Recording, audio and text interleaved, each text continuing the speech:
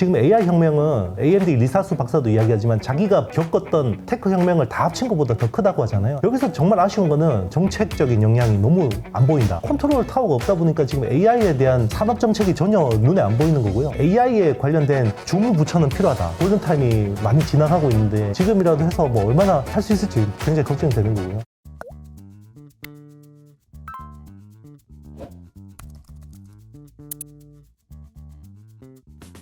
안녕하세요, 이호석입니다. 오늘 월간하신 시간이 돌아왔습니다. 안녕하세요. 네, 안녕하십니까? 네, 대표님 뭐 잘 지내고 계시죠?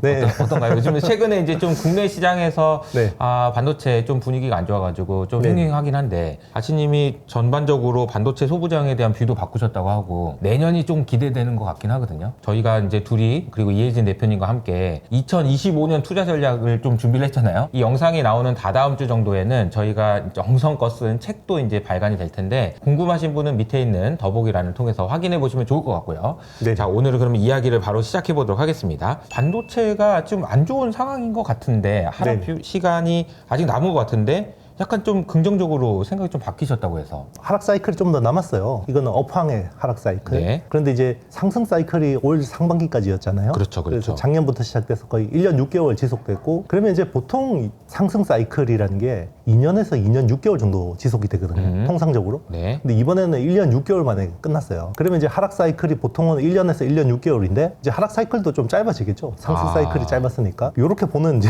이유가 하나 있고요.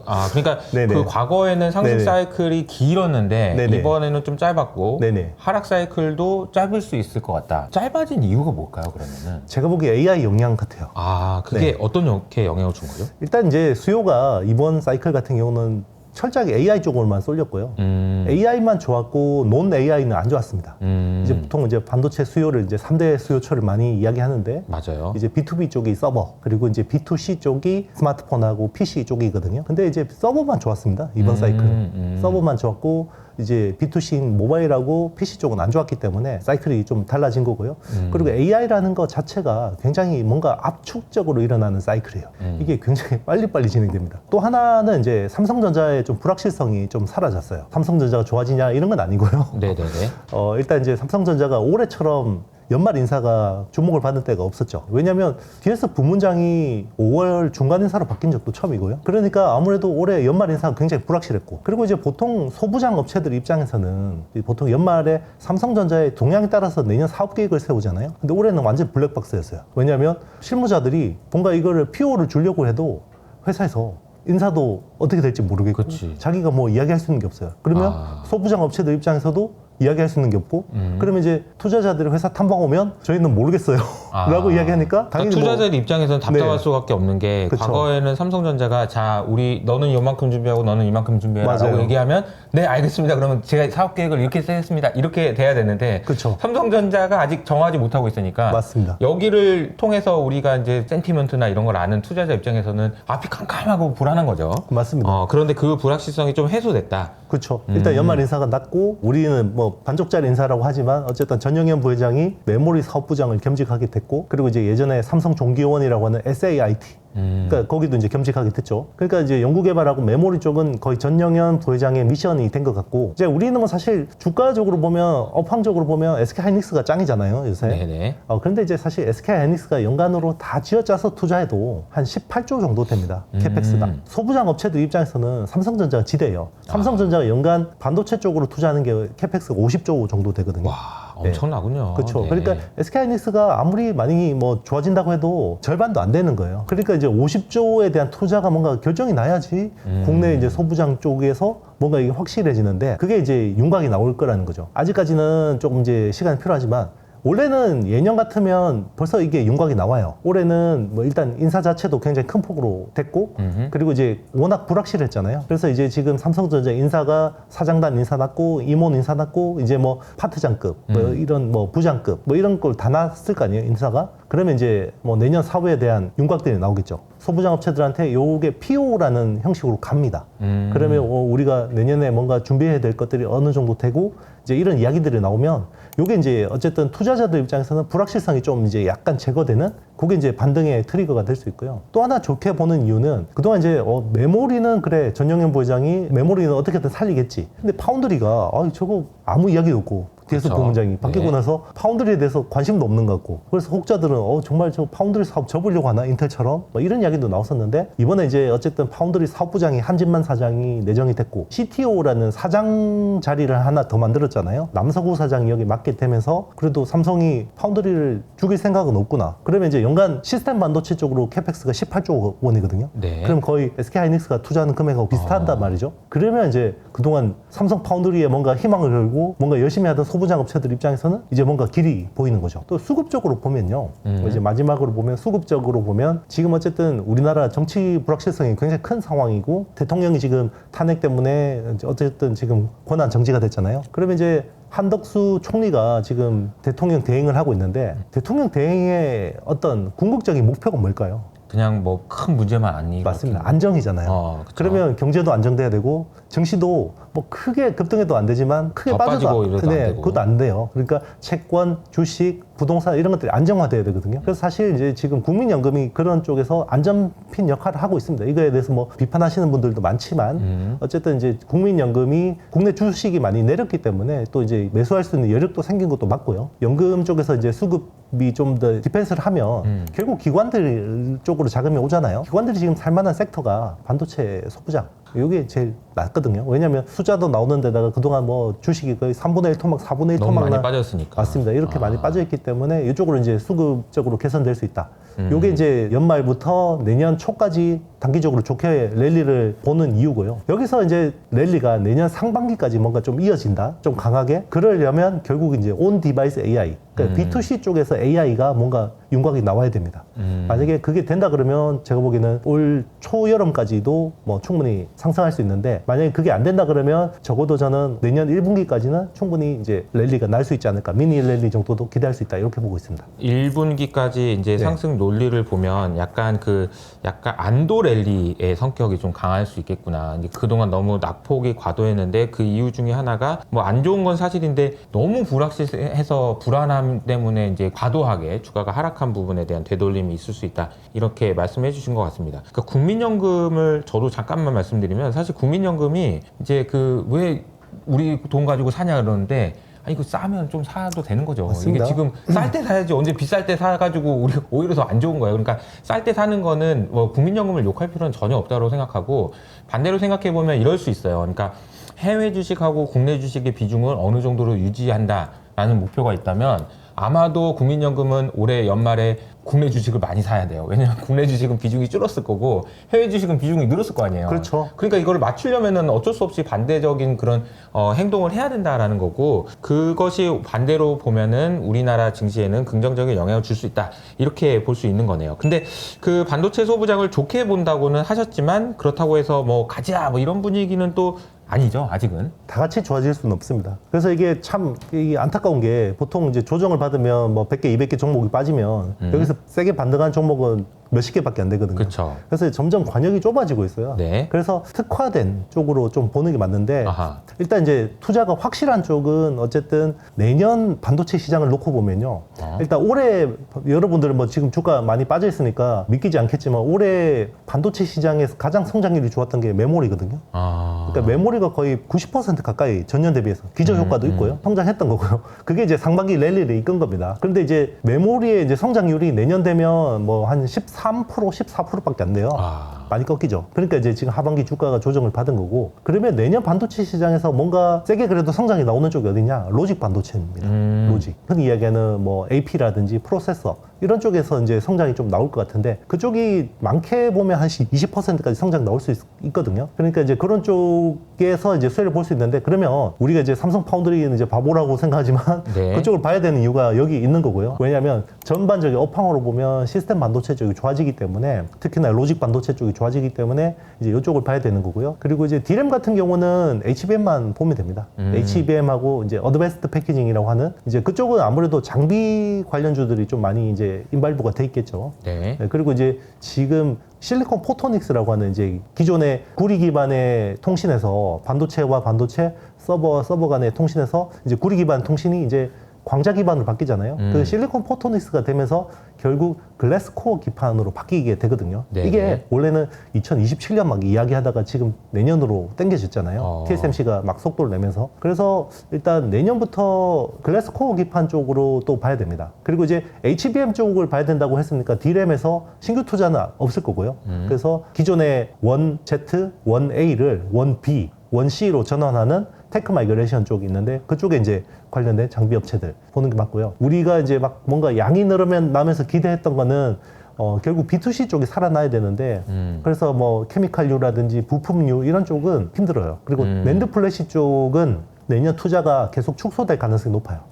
그래서 그쪽은 아예 안 보는 게 낫습니다. 구분을 명확하게 해주셨는데 일단은 마지막에 얘기해주신 낸드 투자 같은 경우는 줄 수 있다. 그러니까 이제 이 관련된 주식은 가급적이면은 피하시는 게 좋다라고 얘기해주셨고 D램도 신규 투자가 없을 거다. 네. HBM에 집중해야 된다. 이런 얘기를 해주신 거네요, 그죠? 네. 그리고 이제 기술적인 이제 세세한 부분들은 좀 참고해주시면 좋을 것 같고요. 소부장 중에서도 이제 집중해봐야 되는 것은 따로 있다 이렇게 얘기해주신 것 같은데 저희가 이제 올해 내내 이야기했던 게 결국 이제 삼성전자 이야기를 정말 많이 했어요. 삼성전자가 되냐 안 되냐 이거는 우리가 알 수 없는 영역이라서 되고 나서 생각해보자 뭐 이렇게 좀 보수적으로 계속 말씀해 주셨던 것 같은데 HBM 과연 이제 어떻게 된 건지 좀 지겨우실 것 같기도 한데 네네. 이제 지금 상황이 어떻게 된다고 봐야 될까요?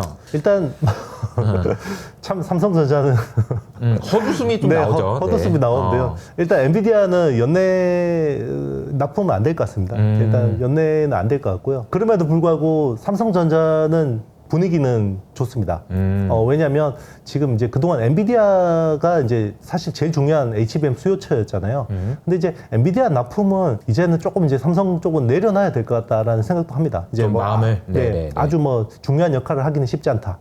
오히려 SK 하이닉스의 어떤 경쟁력이 더 돋보이는 한 해가 되지 않을까라고 생각하고 있고요. 삼성전자는 지금 이제 브로드컴이나 마벨 테크놀로지나 이런 쪽에서 자체 ASIC들이 나오잖아요. 거기 ASIC에 들어가는 HBM 쪽이 또 물량이 어마무시하거든요. 이번에 브로드컴이 사실 12월에만 주가가 50% 가까이 올랐던 게 2023년도 ASIC 저기 설계 쪽 매출이 38억 달러였어요. 근데 올해 지금 122억 달러가 넘거든요. 그러니까 이게 성장률이 엄청나잖아요. 내년에요.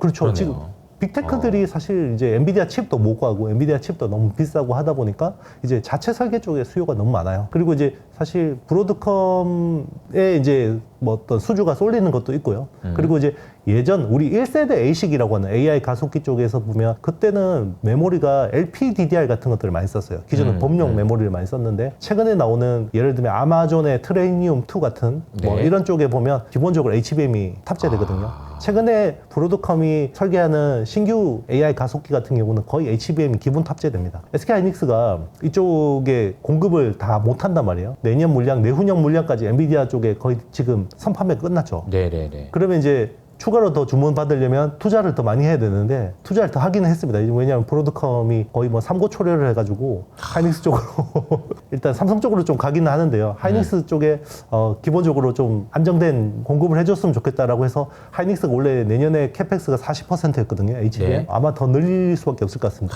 브로드컴이 굉장히 적극적으로 이야기를 해서 그런 쪽에서 이제 낙수 효과가 있는 거죠. 이제 물론 이제 거기서 물량으로는 삼성전자가 또 꽤 뭐 의미 있는 물량을 받을 수 있습니다. 그 에이직 반도체 이야기를 조금만 더 여쭤보면 에이직 반도체가 부각된 게 이제 브로드컴 이제 때문인 거고 사실 그게 네네. 왜 부각됐지 그러면은 이제 또 추론으로 네네. 이제 그 큰 축이 이제 AI 큰 축이 옮겨간다는 것도 그렇고요. 이러다 보니까 브로드컴에서 쓸 돈이 많은 거죠. 그런데 누구한테 줄까? 이제 옛날에는 그 에이직 반도체라고 주문용 반도체, 아예 거기는 뭐 디램이 뭐 그렇게까지 좋은 거 그냥 그쵸. LPDDR 좀 그랬는데 싼 거. 이제는 HBM 우리도 써야 되겠다 네, 이렇게 된 그렇죠. 거고. 이러면 HBM 누가 제일 잘 만드니? 그러면 당연히 하이닉스인데 하이닉스한테 그냥 삼고 처리해가지고 제발 좀 내 것도 좀 만들어주면 안 되니? 그러면 그쵸. 하이닉스가 제가 지금 바빠가지고요. 엔비디아 것도 지금 없어가지고 지금 못하고 있어요. 삼고 처리라는 말에서 여러분들이 느끼셔야 돼요. 얼마나 좋은 조건으로 그쵸. 계약을 했겠습니까? 계약 조건이 저는 정말 궁금한데요. 네. 아마 디테일하게 내년에는 뭔가 윤곽이 나올 수도 있는데 아마 숫자로 확인되겠죠. 그쵸. 그래서 아마 엔비디아보다 좋은 조건으로 받지 않았을까요? 그렇지 않으면은 하이닉스 입장에서는 엔비디아한테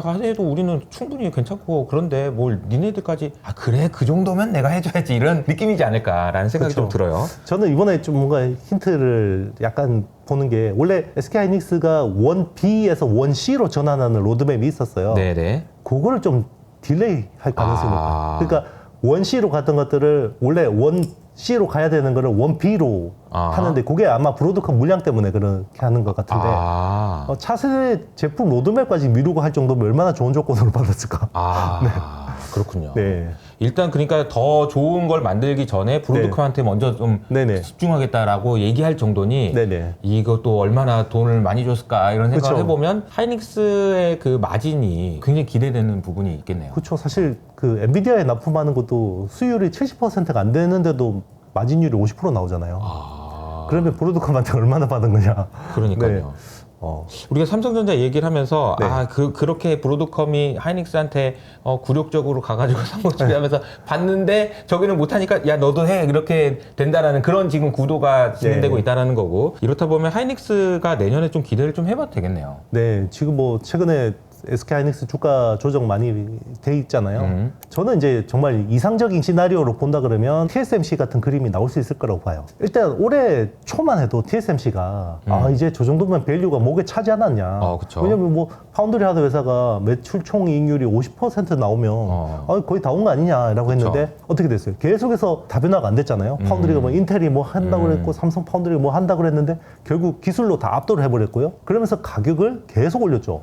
수요 공급 딱 매칭시켜가지고 그죠? 웨이퍼도 많이 안 남겨요. 뭐 그 코어스 캐파를 뭐 한 2,000장씩 남기면서 수요가 뭐 18,000장이면 공급을 딱 2만 장 해가지고 딱 2,000장 남겨가지고 그 정도로만 계속 투자를 해가지고 매출 총이익률을 우리는 엔비디아처럼 우리도 75% 장기적으로 매출 총이익률 할 거야라고 하면서 TSMC 투자자들을 화놓겠잖아요. 그런 것들을 HBM 쪽에서도 불가능하지 않다. 네, 제가 보기에는 적어도 1년, 2년이라는 시기열 안에서. 왜냐하면 HBM3하고 HBM4에서는 안 뒤집어질 것 같아요. 기존에 계속 말씀하셨던 걸 생각해 보면은 HBM이라는 거는 주문형에 가깝고 주문형 네네. 반도체라는 거죠 사실상. 그러니까 지금 엔비디아라는 제일 잘 나가는 애 옆에 붙어가지고 엔비디아님 이렇게 만들어 드릴까요? 이렇게 만들어 해봤다라는 그 경험 자체를 그쵸. 따라올 수가 없는 거죠. 예, 맞습니다. 그러다 보니까 계속해서 독주가 이어지는데 또 한 명의 아주 큰 손. 사실 요즘 이제 브로드컴 때문에 요즘에는 미국에서 M7이란 말이 없어지고 그쵸. 배트맨이라는 얘기가 나올 정도로 지금 브로드컴에 대한 관심이 정말 높거든요. 그쵸. 근데 그 브로드컴이 하이닉스에게 와서 그런 구조를 가졌다라는 거는 저도 좀 하이닉스는 좀 내년에 기대를 해봐도 되지 않을까. 어떻게 보면 우리나라 증시에서 마지막 남은 희망이랄까? 최후의 보루. 최후의 보루랄까? 그런 생각이 좀 드는 것 같습니다. 지금 진행되고 있는 과정은 AI 혁명이라고 할 수 있어요. 기존의 애들이 싹 없어지고 새로운 게 나오는 걸 혁명이라고 얘기한다고 한다면 과거에 모바일 혁명도 있었고 또 많은 혁명들이 있었는데 혁명이 지나가는 과정에서 우리나라 경제가 어떤 역할을 하느냐, 어떤 역할을 할 수 있는 포지션에 놓여 있느냐, 이거는 향후 10년, 20년을 놓고 너무너무 중요하잖아요. 그래서 네네. 이게 지금 근데 지금 돌아가는 판을 보면 우리나라가 이 과정에서 과연 어느 정도 역할을 할 수 있을까 의구심이 좀 든단 말이죠. 그래서 왜 그런 현상이 나오는 걸까요? 이런 이야기를 우리 이호석 아카데미에서 하고 싶었는데요. 네. 왜냐면 이 채널을 사실 정책 당국자들이 꽤 많이 보신다고 전 들었거든요. 그래서 좀 이런 이야기를 좀 하고 싶었어요. 우리가 국민소득이 지금 3만 불 시대 왔잖아요. 여기서 저는 뭐 우리나라가 두 번의 테크 혁명이 굉장히 컸다고 보거든요. 90년대 인터넷 혁명 그리고 2010년대 모바일 혁명이 저는 국민소득 3만 불의 달성에 큰 역할을 했다고 생각해요. 그리고 그 두 번의 테크 혁명에서 우리나라가 굉장히 잘했습니다. 일단 정부의 정책도 너무 좋았고요. 우리 기업들도 굉장히 발빠르게 잘 했어요. 근데 지금 AI 혁명은 뭐 AMD 리사수 박사도 이야기하지만 자기가 겪었던 테크 혁명을 다 합친 것보다 더 크다고 하잖아요. AI 혁명은. 어떻게 보면 지금 이게 본 게임이고 메이저리그거든요. 근데 여기서 우리나라 존재감이 안 보여요. 일단은 기업 측면에서는 SK하이닉스가 잘하고 있지만 그동안 항상 테크 혁명에서 뭔가 주도했던 삼성전자가 너무 못했고요. 이거는 이제 뭐 기업의 역할이라고 볼 수 있겠지만 여기서 정말 아쉬운 거는 정책적인 역량이 너무 안 보인다. 우리나라 정보통신부라는 게 1994년도에 생겼거든요. 사람들 의외로 이쪽 IT에 계시는 분들도 정통부가 DJ 대통령 때 만든 거 아니야? 이렇게 생각하시는 분들이 되게 많아요. 그래요. 네. 네. 근데 94년도에 정보통신부가 생겼는데 그러니까 우리나라는 글로벌 정세가 크게 변할 때는 정말 그 부처를 만들 정도로 굉장히 그 시류에 잘 대응을 했어요. 왜냐하면 수출이 절대적인 나라고 무역 의존도가 절대적인 나라이기 때문에 대외 환경 변화에 굉장히 잘 적응해야 되거든요. 그래서 사실 오일 쇼크가 나면서 78년도에 동력부, 에너지 관리부가 생겼잖아요.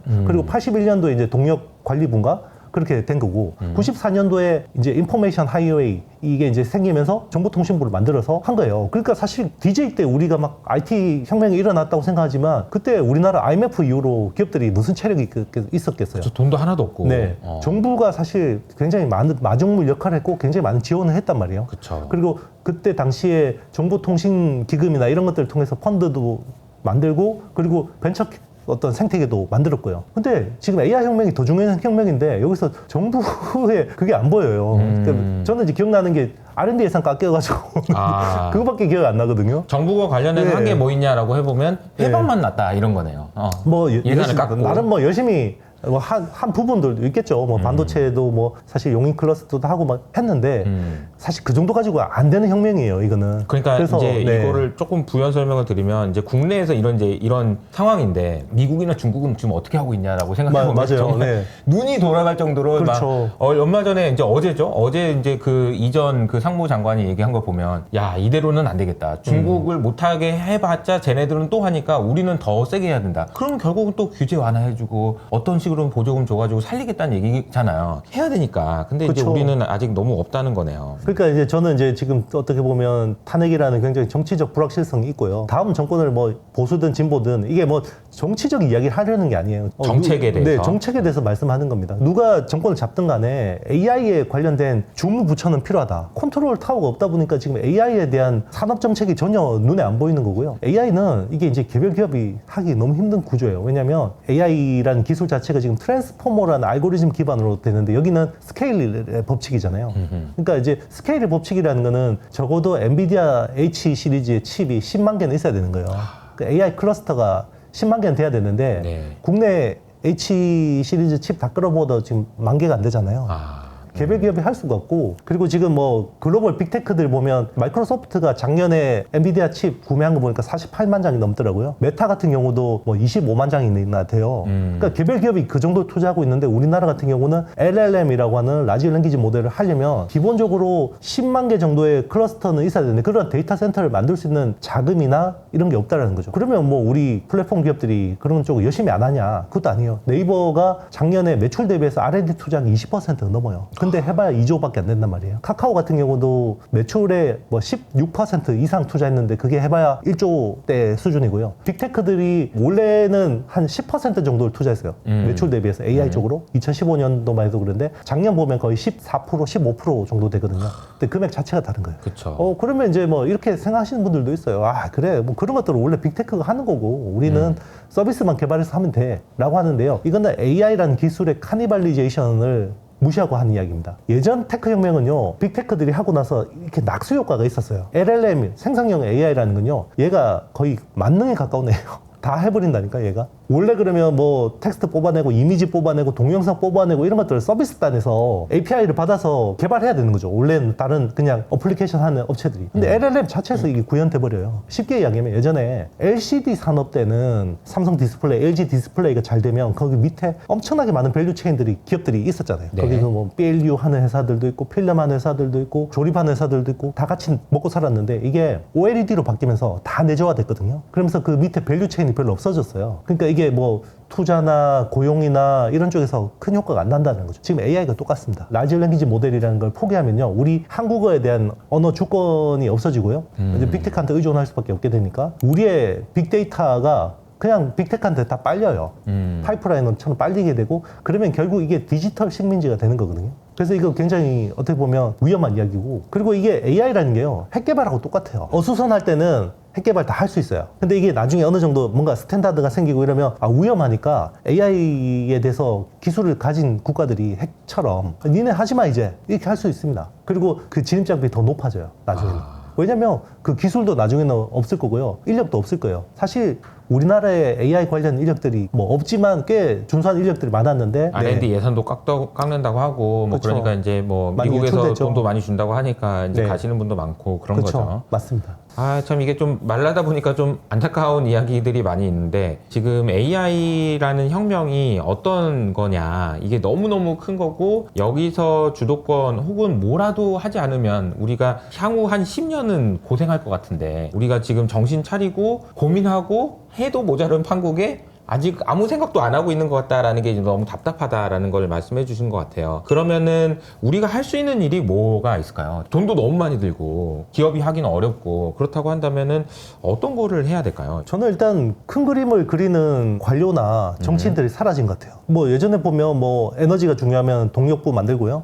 그리고 정보통신이 중요하면 정통부 만들었잖아요. AI 관련된 중무부처를 만들지 않으라는 정치인이나 관료가 없는지 모르겠고요. 어떻게 보면 우리 지금 경제 자체가 지금 대한민국이 뭐 피크아웃이라는 이야기를 많이 하잖아요. 피크아웃 그쵸, 코리아라고 그쵸. 많이 이야기하고 하는데 어떻게 보면 예전에 일본처럼 뭔가 이제 활기를 잃어가면서 약간 패배주의에 젖어 있는 것 같아요. 이제 해보자 그러면 그거 안 돼. 이런 반응들이 너무 많고요.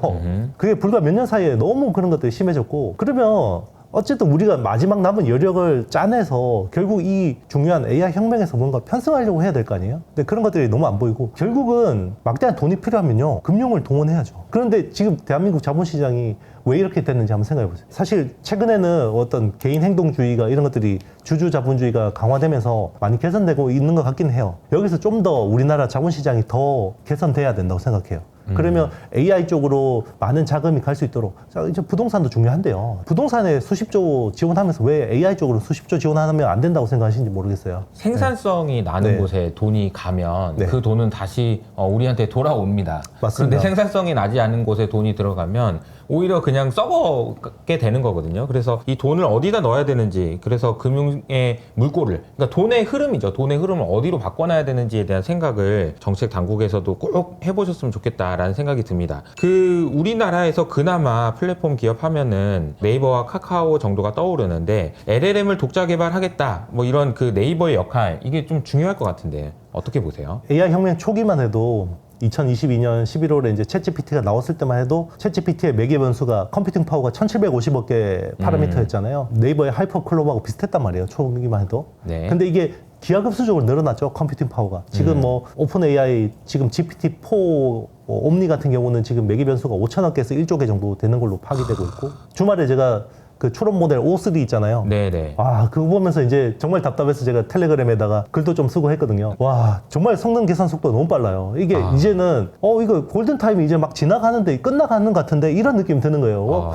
우리가 이제 여기서 뭔가 안 하면 이제 우리 핵개발처럼 이제 영영 못 하는 건가? 이런 이제 좀 굉장히 다급한 마음으로 얘기를 다급한 해주신 마음이 거네요. 좀 들었고요. 그게 이제 네이버 같은 경우는 처음에는 LLM을 해보려고 했죠. 하이퍼클로버 X 가지고. 이게 너무 많은 자금이 필요하고, 이게 이제 개별 기업이 이제 감당하기 힘든 정도의 군비 경쟁이 돼버렸잖아요. 그리고 이제 뭐 사실 어떻게 보면 기업한테 지금 알아서 하라는 지금 뭐 그동안의 어떤 분위기였기 때문에 도와준 사람도 네네. 없고 관심도 그렇죠. 없고. 맞습니다. 네. 그래서 적어도 저는 그렇게 생각해요. 뭐 네이버에 대해서 뭐 이렇게 지원해서 뭐 키우자 이런 게 아니라 팀 코리아라는 것들 우리나라 가지고 있는 요소 기술들 있잖아요. 그쵸. 사실 SK하이닉스의 HBM이면 엔비디아한테 뭔가 이야기를 해서 우리나라 쪽으로 적어도 좀 줘라, 네, 우리도. 10만 개 정도는 좀 땡길 수 있지 않나. 그럼 돈은 국가 차원에서 펀드 만들면 되잖아요. 그리고 여기에 개인들 투자하기 위해서 세공제 같은 거 해주면 되잖아요. 네, 뭐 그런 것들은 저는 좀 뭔가 구체적인 좀 방법들을 해야 된다고 생각하고요. 우리 그 예전에 DJ 정부 때 했던 거 바이코리아처럼 왜 안 됩니까? 그거 하면 되지. 주식 투자처로서의 그 어떤 매력도도 생기는 거고. 그쵸. 거기 이제 어쨌든 자본시장도 좋아지는 거잖아요. 물론 거기서 운영은 굉장히 투명하게 해야 되는 거고요. 여기서 또 이제 이상한 사기꾼들 끼어들게 하면 안 되고요. 그런 것들 굉장히 투명하게 해서 우리의 국부가 우리의 부가 너무 부동산이란 이런 특정 자산에만 쏠리게 하지 말고 물론 미국 가서 열심히 뭐 투자해서 돈 벌어오는 거 좋은 거죠. 달러 벌어오니까. 근데 그게 뭔가 우리나라의 고용과 지금 고용도 내년 엉망이거든요. 고용과 우리 경제 성장과 어떤 우리 국가의 미래에 효율적으로 쓰일 수 있게 뭔가 자본을 잘 통제할 수 있는 그런 물꼬를 터줬으면 좋겠어요. 이거는 하나의 아이디어로 얘기해 네. 주신 것 같긴 한데 네네. 예를 들어 지금 하이닉스가 아까 이제 일부에서 얘기할 때 뭐 엔비디아도 그렇고 브로드컴도 그렇고 칩 좀 어쩜 빨리 좀 어떻게 안 되니 뭐 이렇게 얘기를 듣고 있는 그러니까 AI 큰 혁명 중에 하나의 그 바틀렉을 쥐고 있는 회사가 있단 말이죠. 맞아요. 그러니까 이 네. 회사를 레버리지를 해보자라는 그런 아이디어시고 그러면은 이제 하이닉스 입장에서 우리 뭐 잘 주고 있는데 칩 우리도 좀 우리나라도 필요하니까 우리나라에 주세요. 돈은 드릴게요. 정부가 조달해 준대요. 그러니까 그런 이제 이야기들이 나올 수 있는 큰 그림에서 이제 이런 이야기가 나와서 그럼 그 칩을 누가 쓸 건데 그러면 네이버에 쓰든 해가지고 LLM을 우리도 만들어놔야 지금 안 그러면은 이 AI 혁명 시대에 그냥 시간 다 놓쳐버리고 모든 거 다 뺏겨버린다 이런 이야기인 거잖아요. 근데 길은 있잖아요. 남들이 네. 간 길이 있어서 HV 있고 이렇게 엔비디아 칩 있으면 또 금방 따라갈 거란 말이죠. 우리 국민들이 금모으기 해서 외환 위기 극복한 국민들이에요. 맞아요. 우리나라에 한국형 메가 데이터 센터 만든다고 펀딩한다 그러면 저도 투자하겠습니다. 단순하게 우리가 어려워지는 그런 환경에 대해서 푸념만 할 게 아니라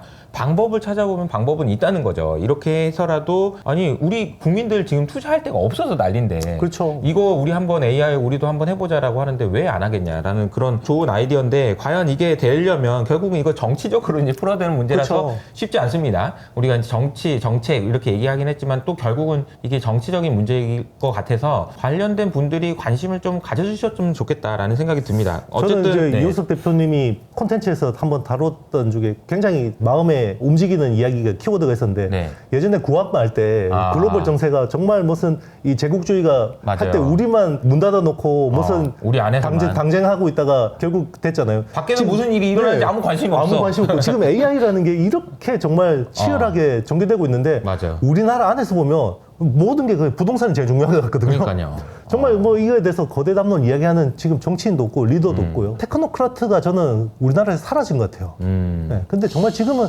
테크노크라트가 굉장히 중요합니다. 그런데 이제 정치적으로 보면은 너무 이제 탄핵도 그렇고 여러 가지 지금 어려운 상황인데 이제 차기 정권이 이제 내년이면 나오겠죠 어떻게든. 그렇죠. 네. 그 정권에서 우선적으로 해야 될 게 이제 뭘까요? 결국 AI죠. 네. AI입니다. 네. 뭐 사실 뭐 다른 것도 다 중요한데요. 뭐 트럼프하고 외교도 중요하고 한데 제가 보기에는 이제 대한민국이 여기서 뭔가 하나의 새로운 성장 동력을 못 찾는다 그러면 저는 이제 내려갈 일밖에 없을 것 같거든요. 이제 네. 뭐 저출생 고령화도 이제 눈앞에 있는 거고. 그럼 결국 그거를 극복할 수 있는 유일한 방법이 저는 AI라고 생각해요. 저출생 고령화의 어떤 이런 생산성 하락을 구조적으로 바꿀 수 있다고 생각하거든요. 우리나라 같은 경우는 그동안은 요소 투입형 경제잖아요. 계속해서 인구가 늘어나고 그 인구가 계속 노동시장에 투입되면서 성장하는 거였고, 그리고 그게 이제 제조업 기반으로 글로벌 밸류체인에서 수출을 늘려가지고 먹고 사는 거였잖아요.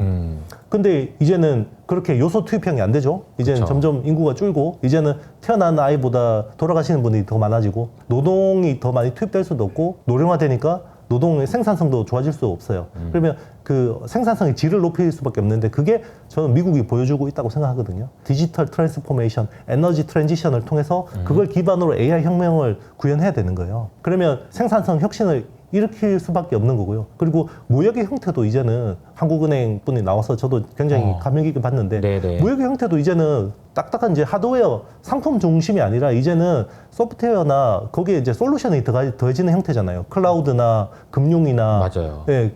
그러면 그런 쪽으로 우리가 경제 체질이나 인력이나 이런 것들 얼마나 지금 준비를 하고 있냐. 하나도 없어요. 할 거 많아요, 지금. 정부가 할 게 너무 많아요. 새로운 맞아요, 정부가. 맞아요. 이제 골든타임이 많이 지나가고 있는데 지금이라도 해서 뭐 얼마나 할 수 있을지가 지금 굉장히 걱정되는 거고요. 뭐 저도 이제 우리나라 이제 앞으로의 미래나 경제나 이런 부분을 생각해 보면 가슴이 먹먹해지고 답답함이 느껴진다 이런 얘기를 저도 많이 했는데 방법이 아직 없진 않다. 제발 관심을 가져달라 이런 이야기라고 보시면 되겠습니다. 진짜 이거는 너무너무 중요한 이야기여가지고 다음에 또 한번 또 이야기를 나눠볼 수 있는 시간이 있었으면 좋겠습니다. 마지막으로는 저희가 미국 주식 중에서 지금 엔비디아도 엔비디아인데 지금 브로드컴 얘기가 굉장히 많거든요. 그러니까 브로드컴 이야기를 좀 해보도록 하겠습니다. 어때요? 브로드컴이 이제 다시 대장주가 될 수 있을까요? 주식적으로는 지금 뭐 사실 엔비디아를 대체한 대장주가 됐죠. 미국 시장에서 보면. 그동안 이제 엔비디아가 11월에 그때 148달러인가 네. 고점을 찍고 계속해서 조정받고 있는데 그 사이 브로드컴은 거의 50% 이상 올랐고 지금 뭐 1조 달러 시총을 돌파해버렸잖아요. 맞아요. 배트맨이 됐잖아요. 배트맨. 네.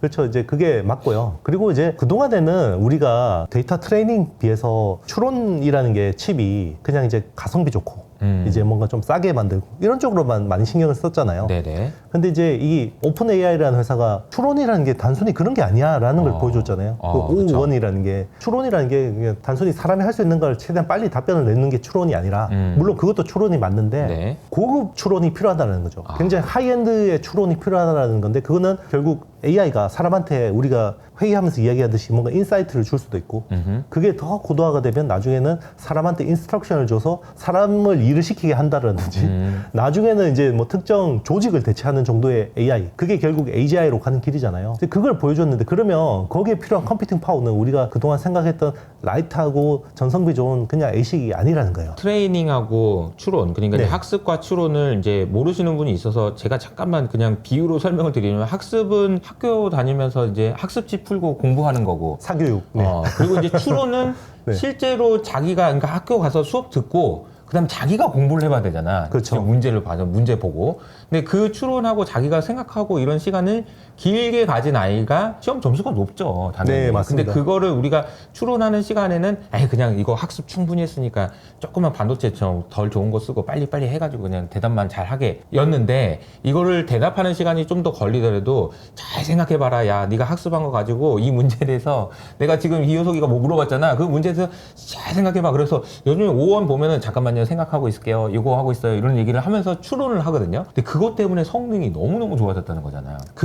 이 변화, 이 큰 변화의 속에서 상징적으로 있는 회사가 이제 브로드컴이라는 거고요. 그죠? 네, 맞습니다. 그래서 브로드컴이 지금 이제 12월 달에만 50%가 올랐어요. 그렇죠. 그러니까 어떤 이유 때문에 이제 오른 거예요? 그러니까 이제 추론 시장은 결국 브로드컴이 상당 부분 먹게 되잖아요. 네, 이제 브로드컴이 ASIC 반도체, 그러니까 네, 맞습니다. 주문형 반도체. 네. 그래서 여기서 왜 그러면 ASIC 반도체가 뭐 마벨테크도 있고 미디어텍도 그렇죠. 있고 맞아요. 그런데 왜 브로드컴으로 오냐? 일단 브로드컴의 어떤 경쟁력은요. 의외로 HBM에 대한 컨트롤 능력이 좋아요. 다른 회사들에 비해서. 실제로 HBM에 대한 컨트롤러에 대한 능력. 그러니까 우리는 뭐 그냥 그래 저기 뭐 GPU하고 HBM 사이에 그냥 인터페이스 통해서 데이터 왔다 갔다 하면 되는 거 아니야라고 하지만 여기서는 굉장히 많은 노하우들이 있는 거예요. 그게 굉장히 어려운 거예요. 그렇군요. 그래서 실제로 그걸 잘하는 게 엔비디아죠. 엔비디아는 이제 멜라녹스라는 회사를 통해서 이제 인피니밴드라는 그 기술을 자기들만 독점했거든요. 그러면 그 인피니밴드를 쓸 수 없는 그 이더넷 기반의 솔루션을 쓰는 진영에서는 HBM에 대해서 설계해서 잘 뽑아내는 회사가 브로드컴이라는 거예요.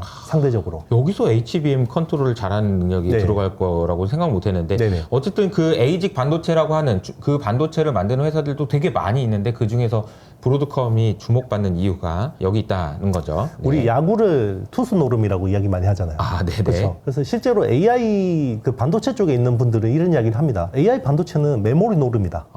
그래서 메모리를 얼마나 효율적으로 뽑아내는지 이게 성능을 뽑아내는지가 중요한데 그걸 제일 잘하는 회사가 엔비디아고요. 그리고 엔비디아보다 뭐 뛰어나다고 할 수는 없지만 엔비디아를 제외한 회사 중에는 브로드컴이 제일 뛰어나다라고 알려져 있습니다. 메모리 반도체가 이렇게 중요하다는 거는 메모리가 병목이기 때문에 그렇겠죠. 그러니까 그렇죠. 이 부분이 병목이기 때문에. 맞습니다. 그리고 이제 그걸 잘하는 회사가 우리나라에 있다는 것도 또 긍정적인 것 같고요. 맞습니다. 이렇게 잘 나가는 브로드컴한테 러브콜을 받고 있는 하이닉스에 대한 관심이 계속 필요한 것 같다는 생각도 듭니다. 브로드컴이나 마벨이나 이런 ASIC 반도체와 관련된 기업들이 좋아지면 그걸 설계하는 이제 EDA 툴이죠. 네네. 그러니까 이런 회사들도 좋을 것 같은데 시놉시스, 이제 케이던스 이런 회사는 주가가 왜 좀 부진하다고 볼 수 있나요? 의아하실 거예요. 왜냐면 이쪽에 그 설계 수요가 많아지면 TSMC는 당연히 파운드리니까 수혜를 보는 거고 IP 업체나 EDA 툴 업체나 아니면 디자인 솔루션 회사들 좋아지는 거 아니냐. 실제로 그렇게 주가가 움직이긴 하는데 EDA 툴 업체들은 정말 주가가 못 가거든요.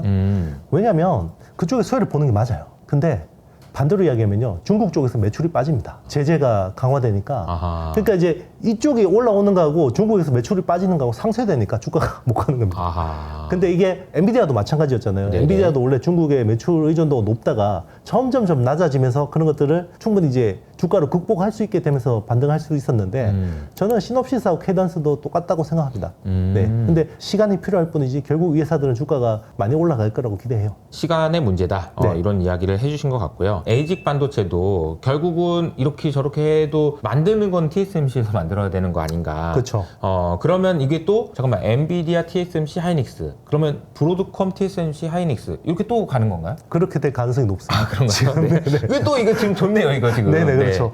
그래서 사실 TSMC하고 SK 하이닉스는 나쁠 게 없어요. 꽃놀이패입니다. 이게 제가 보면 이걸 묶어야 될 것 같아요. 엔비디아, TSMC, 하이닉스, 브로드컴, TSMC, 하이닉스 그러면 요게 지금 좋은 거죠. 그렇죠. 하나의 또 고객이 또 생긴 거니까. 맞습니다. 큰 고객이. 원래는 엔비디아가 배신하지 않을까 생각했는데 엔비디아는 파운드리 대체제가 없고 HBM 대체제가 없다 보니까 배신이 잘 안 됐고 그쵸. 오히려 이제 지금 파운드리하고 HBM 업체가 이제 뭐 배신이라고 하기에는 그렇지만 어쨌든 또 네. 달라는데 어떻게 뭐 네, 이런 그렇죠. 거죠. 맞습니다. 더 비싸게 해준다는데 그러면 엔비디아도 그러면 더 비싸게 해주든가요? 이렇게 네네. 될 수밖에 없는 맞습니다. 그런 구도가 아닌가. 근데 이제 엔비디아의 젠수당이 그렇게 이쪽 말고도 다른 데들 얻고 싶어가지고 삼성한테 너 왜 이렇게 못하니? 너 옛날에 잘했잖아. 좀 해봐. 이런 식으로 얘기했지만 돌아오지 않았어요. 그렇죠. 아직까지는. 그래서 지금 이 구도가 유지되고 있는 상황이다. 그러면 뭐 TSMC, 하이닉스는 기존에도 좋았는데 앞으로도 계속 좋겠네요. 그러면. 그렇죠. 이 기술적인 그 혜자가 제가 보기에는 훼손되지 않으면 정말 AI 혁명에서 정말 대단한 회사가 될 수 있을 거라고 봐요. 와. 네.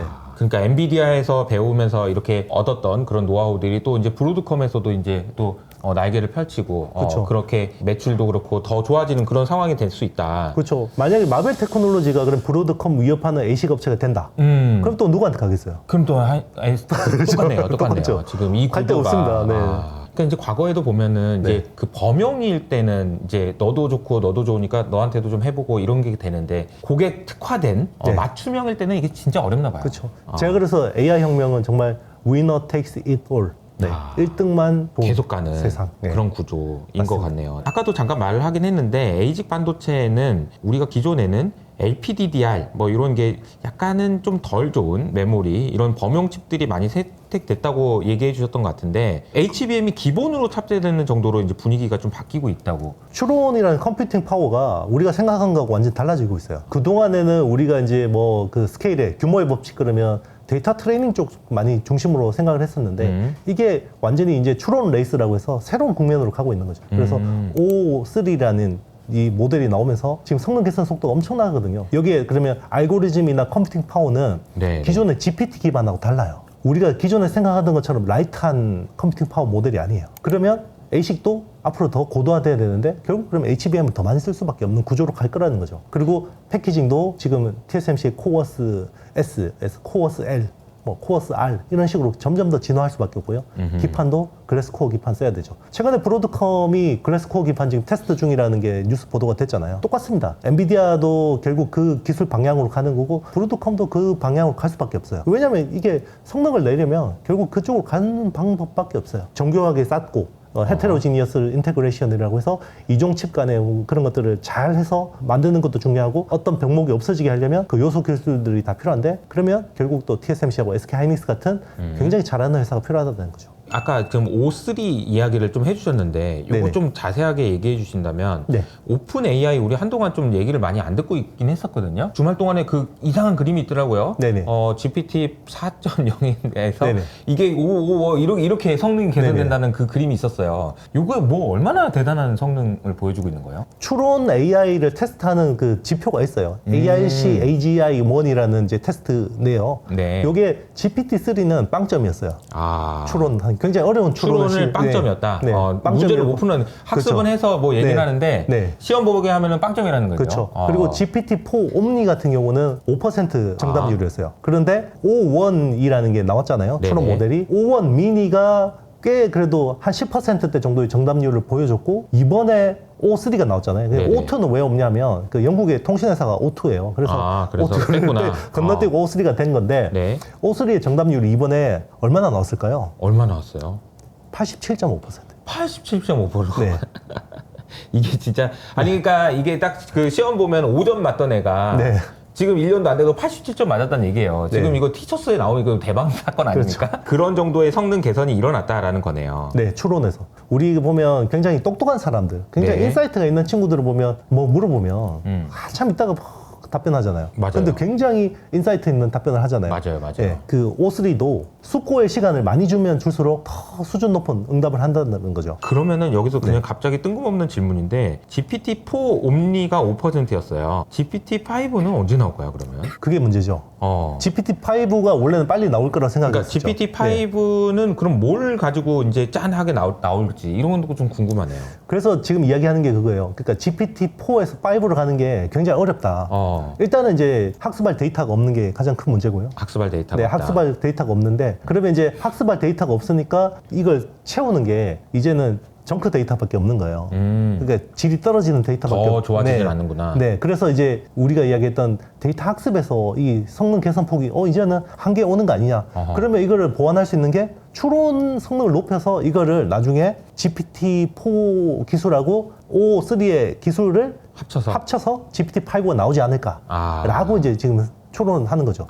실제로 최근에 그 O1의 추론 답변이 너무 좋잖아요. 추론 답변 자체가 너무 좋은 거죠. 그래서 다른 회사들이 오픈 AI의 O1에서 이제 답변을 막 뽑아가지고 그거 가지고 학습을 시킨 거예요. 그걸 뒤늦게 오픈 AI에서 알아가지고 막느라고 이거 막느라고 기존에 우리 그 GPT 기반의 그 AI는 AI가 뽑아낸 답변 가지고 학습을 하면 이게 바보가 된다라는 게 정설이었는데 추론은 또 그게 아닌 거예요. 이게 지금 앞으로 AI가 어떤 식으로 이제 변화가 될지가 지금 다시 또 궁금해진 시기인 것 같아요. 이제 그 전에는 한동안은 GPT 얘기 안 하다가 지금 굉장히 큰 변화들이 일어나고 있고 이 변화가 도대체 뭐냐. 그래서 이제 우와 깜짝 놀랬다 이런 이야기가 나오지 않을까. 근데 이제 한편으로는 이걸 보면서 이제 씁쓸함이 느껴지는 거는 우리나라 어떡하냐. 그러니까 지금 AI가 이런 상황인데 제가 5점 받던 애가 지금 87.5점을 받는 AI가 나오는데 이게 네이버 하이퍼클로버 어떡할 거냐는 거예요. 그러니까요. 이거를 지금 제가 이거를 정리하면서 너무 답답해지는 가슴이. O3가 너무 성능이 좋으니까. 그러니까. 이러면 진짜 영영 못 따라가는 거 아닌가? 이런 생각이 드는 거예요. 근데 어쨌든 해야 되지 않겠습니까? 이거를 뭐 안 한다고 그냥 지금 뭐 하면 그냥 이제 AI 혁명에서 그냥 우리 빠지면요. 그냥 메인스트림의 국가가 못 되는 거예요. 그러니까요. 그게 이제 후유증이 상당히 오랫동안 갈 거고요. 네. 그러니까 물론 이게 우리나라만 못하는 거냐? 그러면은 아니에요. 다른 나라도 어차피 다 못해. 그렇죠. 그러니까 우리한테는 오히려 기회가 있는 거예요. 그러니까 반대로 생각해보면. 맞습니다. 그러니까 미국이 저렇게 나간다고 해가지고 우리가 좌절할 필요가 없는 게 미국이 저렇게 하고 있지만 딴 나라도 못해. 그러면 우리가 여기서 조금만 더 해도 좀 더 기술적인 우위나 이런 거는 가질 수 있지 않나 이런 생각도 좀 해보게 되는 것 같고요. 그렇죠. GPT-5가 어떤 모습으로 나올지 GPT-4와 어떻게 보면은 추론을 했던 게 합쳐져가지고 또 나올 수도 있다. 이거는 또 굉장히 좀 신선한 얘기고 그러면 GPT-5가 나오면 우리한테 어떤 와우 포인트를 좀 줄 수 있는지 그래서 와 그러면서 이제 또 시장에 또 들어오게 될지 이런 것도 좀 궁금한 것 같습니다. 어쨌든 ASIC 반도체 그러니까 주문형 반도체 시장이 부상하면서 국내의 IP나 DSP 기업들도 주목받을 수 있는지 이 부분도 좀 점검해 주시면 어떨까요? 그 메인스트림은 미국 시장인데요. 네. 그래도 이제 이게 또 프록시로 움직이잖아요. 네네. 특히나 이제 국내 소부장이 최근에 반등 기미를 보이고 있기 때문에 추천 드리는 건 아니고요. 이제 관련 업체가 있다라고 말씀만 드리는 건데 네. 일단 국내에서 이제 TSMC의 VCA라고 하죠. Value 네네. Chain Alliance. 삼성의 DSP하고 똑같아요. 디자인 솔루션 파트너스. 그게 이제 국내 유일의 회사가 에이직랜드라는 회사가 있어요. 거기가 이제 최근에 이제 주가 흐름이 굉장히 단기간에 시세가 많이 났죠. 네. 그래서 뭐 지금 많이 올랐기 때문에 지금 절대 사라는 이야기는 아닙니다. 그리고 이제 IP를 제공해주는 회사가 있는데 이제 AI 쪽, NPU 쪽이나 아니면 자율주행차 쪽 이런 쪽으로 IP 특히나 이제 비디오 IP를 제공하는 회사가 칩셋 미디어 같은 회사들은 뭐 좀 관심을 가지고 볼만하고요. 이런 쪽 IP 뭐 이런 쪽 회사들은 앞으로 좀 계속 관심 깊게 봐야 되고요. 그리고 이제 유리기판 쪽은 아무래도 이제 SKC 앱솔릭스가 내년부터 양산을 할 거거든요. 네네. 이제 거기서는 이제 TGV 유리 가공하는 레이저 장비는 이제 피롭틱스라는 회사, 3D AOI 검사하는 건 HEV 테크놀로지. 네네네. 뭐 이런 회사들 좀 관심 깊게 볼만한 것 같습니다. 사실 이제 최근에 그 월간 하신에서 계속해서 조금 그 시장에 대해서 이제 국내에 특히 보수적인 의견들을 많이 제시해 주시다가 오늘은 좀 오랜만에 긍정적인 에너지가 좀 네. 많이 느껴지는 것 같고요. 그리고 그만큼 AI 섬두단에서 큰 변화가 일어났기 때문이 아닌가 싶습니다. 마지막 질문은 2025년에 저희가 이제 사실 저와 이영수 대표님 그리고 이혜진 대표님과 함께 강의도 만들고 했는데 2025년에 투자를 할 때 어떤 걸 좀 주목해서 봐야 된다 이런 걸 좀 조언을 해주신다면 어떨까요? 일단 미국은 계속 좋을 것 같아요. 네. 미국은 제가 보기엔 내년 상반기까지는 그냥 열심히 하시면 될 것 같고요. 한국 시장은 좀 더 짧게 보는데 대한민국은요 턴어라운드 놓치면 그냥 앞으로 상승 그 에너지 거의 뭐 50% 주가 70%도 상승해서 그렇죠. 네, 맞아요. 먹을 게 별로 없어요. 그래서 턴어라운드는 놓치시면 안 되는데 지금 뉴스 보면 참혹하잖아요. 그러면 그 분위기에 휩쓸리시면 투자를 못 하거든요. 그래서 오히려 지금 막 뉴스 분위기 안 좋고 뭐 대한민국 수출이 엉망이고 내년 경제 펀더멘털 엉망이다 이런 이야기 나올 때 오히려 좀 용기를 내는 게 필요합니다. 그래서 턴어라운드 시장을 놓치면 안 된다. 미국이 너무 앞서가고 있어서 좀 얄미울 정도로 잘하고 있지만 사실 이제 미국도 중국을 제끼기 위해서는 저렇게 가야 될 수밖에 없다. 이런 이야기도 나오고 있는 상황이라서 미국에 대한 관심 계속 가지시되 한국도 턴어라운드 시점에서는 투자를 꼭 하셔야 된다. 이렇게 조언을 해주셨습니다. 자, 2024년에 월간 아시는 이제 이렇게 마무리가 됐습니다. 12월 마지막 월간 아신이고요. 저희가 좀 더 궁금하신 내용이 있으면 2025년 투자 전략 마스터 클래스를 저희가 준비했으니까 밑에 있는 댓글을 통해서 확인해 보시면 좋을 것 같습니다. 저희는 2025년에 다시 인사드리도록 하겠습니다. 감사합니다.